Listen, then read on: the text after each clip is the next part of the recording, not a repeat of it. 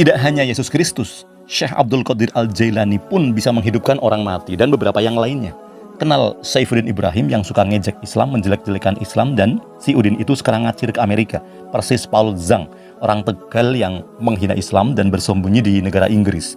Mereka berdua hidupnya hanya untuk menghina Islam, menjelek-jelekan Islam, menghina Nabi Muhammad SAW, bahkan melecehkan Allah Subhanahu wa Ta'ala. Udin dan Paul Zhang sering menghina kenabian Nabi Muhammad yang mereka tuding sebagai nabi palsu. Kalau benar nabi, mana mukjizat Nabi Muhammad? Tanya mereka. Mukjizat Nabi Muhammad tentu sangat banyak, dan mukjizat terbesar adalah Al-Quran. Al-Quranul Karim, selain sebagai hudal linnas, petunjuk bagi manusia, juga berisi jutaan mukjizat. Tetapi menyampaikan kebenaran kepada kaum kafir adalah perbuatan yang percuma atau sia-sia belaka. Sebaris ayat dalam Al-Baqarah menyebutkan sia-sia saja memberikan bukti kepada mereka, karena hati, mata, dan pendengaran mereka telah terkunci mati. Udin dan Paul Zhang lalu memperbandingkan Nabi Muhammad SAW dengan Yesus atau Nabi Isa alaihissalam yang mampu menghidupkan orang mati. Karena Yesus atau Nabi Isa alaihissalam hebat bisa menghidupkan orang mati, maka mereka, kaumnya, menyebut Yesus atau Isa adalah Tuhan mereka. Padahal kehebatan atau mukjizat Yesus menghidupkan orang mati ternyata tidak dimiliki oleh Yesus saja atau Nabi Isa saja. Banyak orang yang bisa menghidupkan orang mati, tentu saja dengan izin Allah Subhanahu wa Ta'ala, dengan seizin, dengan kudrat dan iradat Allah Subhanahu wa Ta'ala. Habib Lutfi bin Yahya dalam buku Secercah Tinta mengungkapkan bahwa banyak nabi-nabi dari kaum Bani Israel dengan mukjizatnya yang bisa menghidupkan orang mati. Jadi tidak hanya Nabi Isa atau Yesus alaihissalam saja yang bisa menghidupkan orang mati. Lalu bagaimana dengan umat Rasulullah Muhammad SAW? Umat Nabi Muhammad Rasulullah SAW pun sama. Jika pada Bani Israel ada nabi yang bisa menghidupkan orang mati, maka umat Nabi Muhammad SAW pun bisa menghidupkan orang mati dengan karomahnya, seperti Syekh Abdul Qadir Al-Jailani, sebagaimana disebutkan dalam manakibnya, manakib Syekh Abdul Qadir Al-Jailani. Demikian juga Imam Yahya bin Hasan yang juga masih keturunan Syekh Abdul Qadir Al-Jailani. Karomah-karomahnya juga bisa menghidupkan orang mati. Sekali lagi tentu dengan seizin dan sekehendak Allah Subhanahu wa Ta'ala. Biiznillah, melalui riwayat Habib Lutfi dikisahkan bahwa pada suatu ketika berjalan dengan rombongan dari Tarim Hadramaut, Yaman. Rombongan tersebut hendak berziarah ke Baitullah, Masjidil Haram di kota Mekah Al-Mukarramah. Kemudian ziarah ke makam Nabi Muhammad SAW.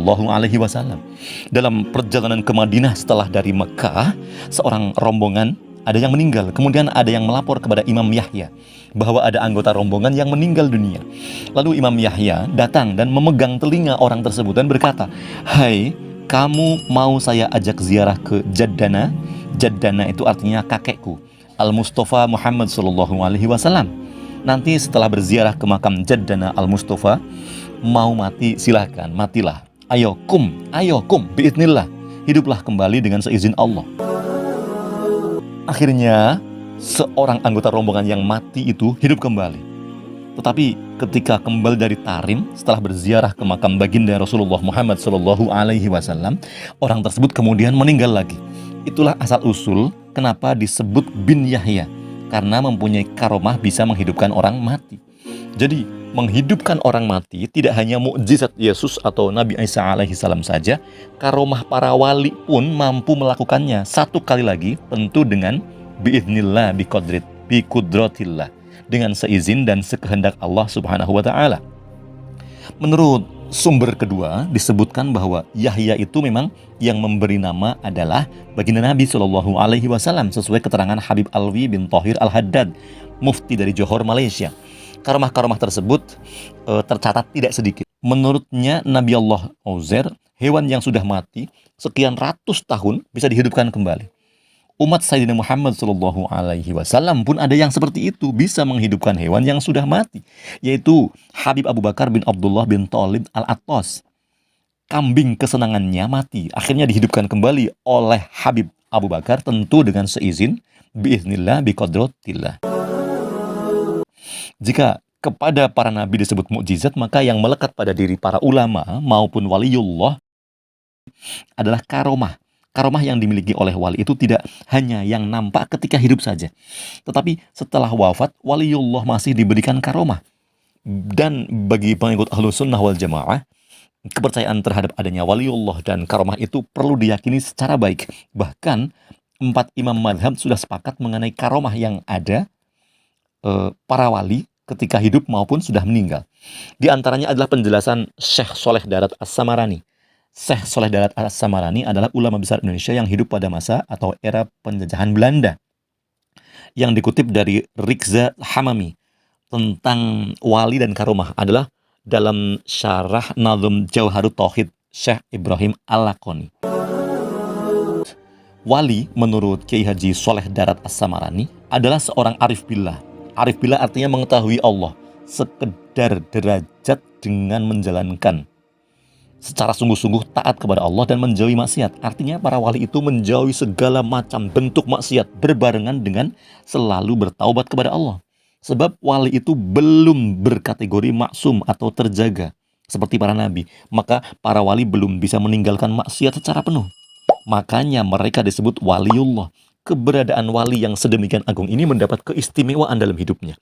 Mereka dalam hidupnya selalu mengingat dan menggantungkan diri dan menyatukannya kepada Allah Subhanahu wa taala. Hati yang selalu menghadap dan pasrah dengan takdir Allah saja. Itulah definisi sederhana mengenai wali menurut Kiai Haji Soleh Darat. Adapun karomah menurut Kiai Haji Soleh Darat sesuatu yang nulayani adat. Nulayani adat itu berbeda dengan sewajarnya. Jika dilihat secara kasat mata, mereka yang mendapatkan karomah selalu menunjukkan kepribadian yang baik, yang mulia, yang meniru jejak Rasulullah Shallallahu Alaihi Wasallam dengan bekal syariah dan baik secara ideologi serta perilakunya, akhlaknya keseharian. Demikian, semoga bermanfaat.